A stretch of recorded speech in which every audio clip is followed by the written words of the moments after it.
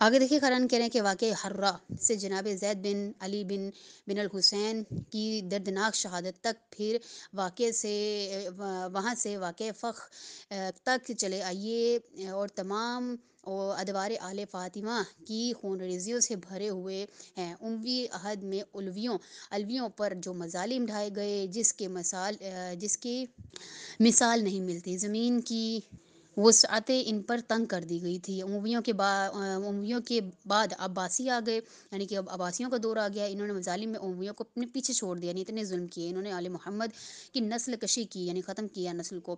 عباسی دور کی 2 صدیاں آل محمد پر بہت بھاری رہی۔ ظلم و بربریت اور سفاکیت کی کون سی داستان ہے کہ جو اس دور میں رقم نہ کی گئی ہو؟ ان کی جنایت و ہولنا کی آخری داستان فرزند رسول حضرت امام حسن عسکری علیہ السلام کی شہادت ہے۔